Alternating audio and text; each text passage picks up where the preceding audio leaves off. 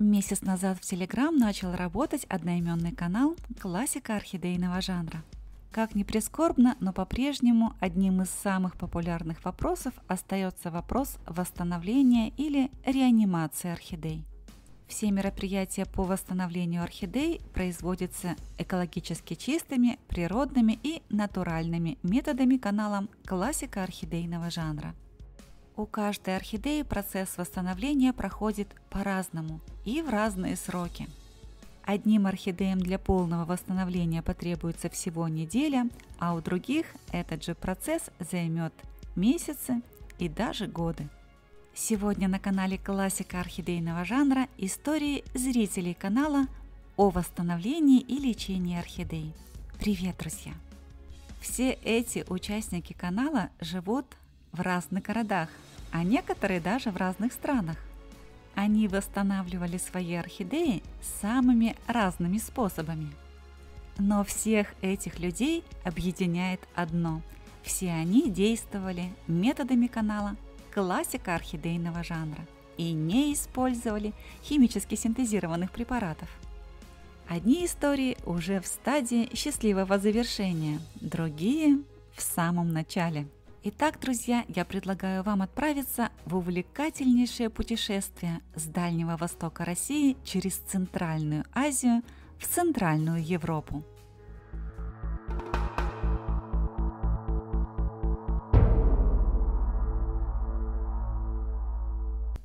6 ноября 2023 года в чат общения канала «Классика орхидейного жанра» в Telegram обратилась Евгения из города Владивосток вот с такой проблемой. Подскажите, такую детку можно отделить или еще нужно подождать? При детальном рассмотрении выяснилось, что детка растет на уже высохшем цветоносе орхидеи без верхушечной меристемы или без центра розетки. Маленькая орхидея уже не получала питания через высохший цветонос и планомерно теряла тургор листьев. Восстанавливать маленькое и обессиленное растение на засохшем цветоносе не имело никакого смысла, поэтому было принято решение от материнского растения детку отделить. Коллегиальными рекомендациями участников канала орхидея была уложена на живой мох, а к листьям маленькой орхидеи были прикреплены ватные влажные диски. Я немного подкорректировала эти рекомендации, показав свой опыт восстановления орхидеи, и в конечном итоге восстановительные мероприятия приняли вот такой оборот. Контейнер с маленькой орхидеей, помещенной в живой мох, был определен в стеклянный прозрачный сосуд. Эта емкость представляла собой импровизированную тепличку, которая должна была закрываться прозрачной крышкой сверху. Уже на следующее утро Евгения отчиталась о первых результатах. За ночь верхний листочек перестал морщиться, два других еще нет, но стали тверже на ощупь. Сегодня истекает первая неделя предпринятых восстановительных мер по спасению жизни маленькой орхидеи с усохшего цветоноса. Давайте послушаем рассказ владелицы о том, как малышка чувствует себя на данный момент. Всем здравствуйте! Хочу поделиться с вами своей хорошей новостью. Дело в том, что на прошлой неделе мне экстренно пришлось сделать такую манипуляцию с моей орхидеей. Так как у нее полностью высох цветонос, мне пришлось снять деточку, хотя она была еще совсем маленькой, практически без корешочков. По рекомендации, по совету замечательной Натальи, нашего орхидейного учителя, и ее каналу «Классика орхидейного жанра», я соорудила вот такую тепличку и поселила туда свою деточку. Сейчас я ее достану. И что же у меня произошло за неделю? А за неделю все ее сморщенные листочки разгладились и появились вот такие корешочки. Ура!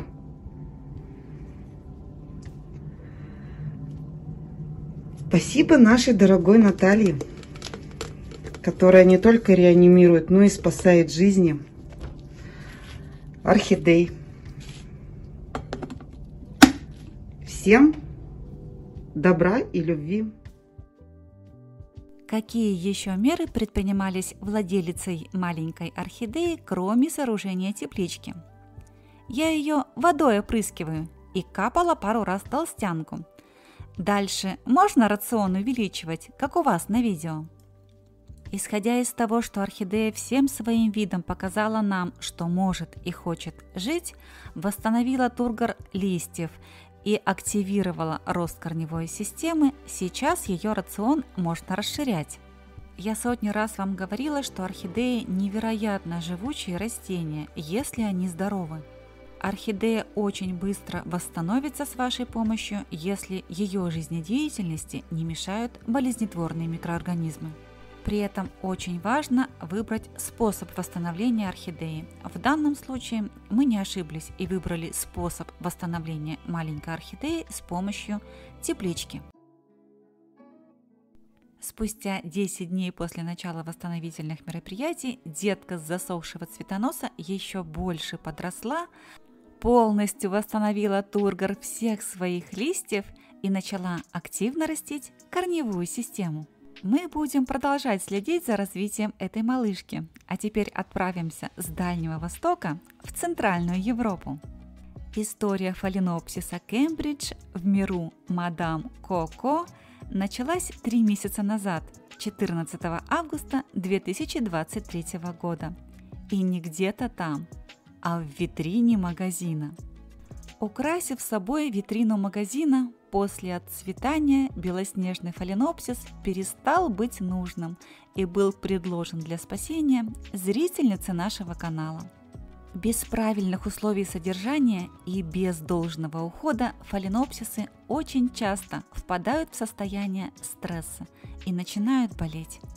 Светлана Симонова живет во Владимирской области и для восстановления фаленопсиса Кембридж выбрала открытую систему содержания. Весь процесс восстановления от наращивания корней и до цветения занял у фаленопсиса Кембридж и у Светланы 3 месяца.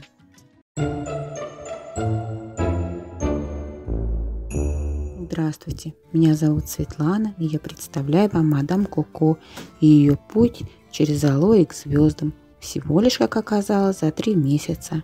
И этот путь мы с ней прошли по классике орхидейного жанра. Ровно 3 месяца назад моя подруга предложила взять мне одну из 4 выставленных вон после украшения витрины магазина орхидей. У меня до этого не было орхидей вообще, никогда, так как мне они казались чем-то очень привередливым и капризным в уходе. Но подруга меня уговорила попробовать и надавала кучу ссылок, рекомендаций. И тут же по остаткам белых жемчужных цветов я окрестила эту малышку мадам Коко. А потом на ее треснутом горшке увидела маркировку «Фаленопсис Кембридж». В дороге я бегло прочитала про фаленопсисы, поставила в ванную комнату на карантин и полезла в интернет. Изучив все предложенные ссылки на YouTube и ВК, пришла в некий ужас от некоторых. Но хорошо, что YouTube за нами присматривает и подкинул мне канал классика орхидейного жанра. Конечно, мы с моей мадам выбрали по одному из видео открытую систему посадки. И пьет она 1 раз в сутки, примерно 30 минут. Также в каждый полив примерно раз в неделю я добавляю в воду настойку листьев алоэ вера. В остальные дни мадам Коко опрыскивается обычной водой, но чередуется также с опрыскиваниями настоем луковой шелухи и настоем каркаде. Также выбрать открытую систему посадки меня сподвигло отсутствие под руками и в ближайших магазинах нужной коры и нужного грунта. И какое-то время она провела просто вот в этой банке. А потом, увидев уже соответствующее видео и опыт других людей, я поняла, что для меня это оптимальный вариант. Вот так вот замачивать ее на несколько там минут и потом убирать эту воду. К тому же меньше коры, меньше слоистости, меньше насекомых и меньше всяких рисков заведения, разведения всякой бяки и вредителей. Ну, так я для себя решила. И к тому же это была моя первая орхидея. Теперь уже начали появляться новые. И поэтому для меня было интересно получать именно такой опыт. К тому же я стала фиксировать все это в виде фотографий, чтобы прослеживать динамику, которую, кстати, я думала, буду прослеживать около года. Ну вот, получилось за 3 месяца. И вот мы с моей мадам, следуя всем полезностям и методу алоэ, через 3 месяца имеем 2 цветоноса и распустили первый бутон из 11. Может быть, 11 бутонов для кого-то это мало? Для меня это целое достижение. Спасибо большое Наталье за знания, которыми она делится, и за прекрасную подачу информации. Мы договорились, что Светлана дождется солнечных дней и обязательно покажет нам мадам Коко в полном распуске. Если вам тоже интересно это, присоединяйтесь к нашему телеграм-каналу, чтобы следить за всеми изменениями. Ну а теперь из России в Кыргызстан. С Гульнозой Маматовой из города Ош, Кыргызстан, постоянные зрители канала «Классика орхидейного жанра» знакомы давно. Весной 2023 года, будучи в командировке в Бишкеке, Гульноза приобрела несколько орхидей. О том, с какими проблемами пришлось столкнуться Гульнозе и как она решала вопросы восстановления орхидей, репортаж из Киргизии. Эту орхидею я купила весной. Их было 2. И это была очень хорошая оценка в городе Бишкек. Одна, конечно же, погибла. Она с какой-то гнилью была. А гнили вообще не было никакого. Там даже малейшего намека. Но почему-то она прям... Вот верхушка отвалилась, и все. А она осталась жить. Как нас учит Наталья, я прям ее обильно обрабатывала. Вот она начала гнить вот отсюда. Листья стали отваливаться. И я вот в эти пазухи, и вот в пазуху, у нее было 2 листочка, я выжимала сок толстянки и прям обильно ее обрабатывала и вот соком прям колонковой кисточкой, как нас учит Наталья. И вот, не представляете, она ожила, она пустила листики, она пустила вот такие корешки, вот 2 цветоноса, где еще второй, вон он какой. Это, конечно, для меня сюрприз, какой интересный цвет. Вот она вначале стала желтеть листья. Видимо, вот эта гниль, она вот распространилась. Вот если так близко показать, вот здесь вот прям, да, она черная дыра была. И вот видите, корешок выглядывает. Я недавно слышала о хлорофилипте, ну, буквально 4 недельки назад, и обработала вот то место, где вот сейчас выглядывает корешочек раствором воды и хлорофилипта, как нас учит Наталья. И смотрите, эффект есть.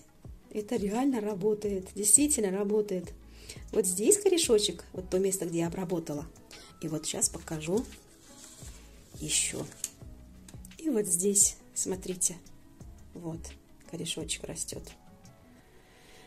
Так что все приемы Натальи, они все работают, они все рабочие. Вот под лампой ей очень нравится. Вот смотрю на корешочки, да, и вот очень радуюсь. Прям они, корни, которые были сверху, немного сгнили как-то, да, а вот те, которые уже после ухода растут, они уже совсем прям живые, толстые, красивые, улыбаются. В общем, Наталья, спасибо большое. Вот моя коллекция, она пополняется. Ну, вот эти те, которые все зрители видели. Вот, они все в цветоносах. Вот цветонос. Вот цветонос у Asian Coral 2 цветонос аж. Вот, недавно цветонос опустил. Это Бьюмонт. Вот второй цветонос здесь тоже. Он так интересно отсюда выглядывал, не смог выйти оттуда и вышел вот снизу. Смотрите, так интересно. Вот белая моя орхидея. Вот. Прям корешки лезут. Я тоже всех их обрабатывала. И соком алоэ, и толстянки. Вот теперь вот эффект хлорофилипта я увидела вот здесь, вот у этой орхидеи. Толстянка и алоэ мне вылечили и вот эти две мои антуриума. Вон они какие красивые растут. Вот. А под лампами нравится и моим этим толстянкам. Вон какие они сочные, живые, большие листья. И в каждой посадке у меня вон по росточку толстяночки. Архаманы, дерзайте. Все наставления Натальи, они работают, реально работают. Я просто не перестаю благодарить, да, что я нашла этот канал. И у меня вот все хорошо, прям смотрю на цветоносы и радуюсь. А теперь снова на Дальний Восток.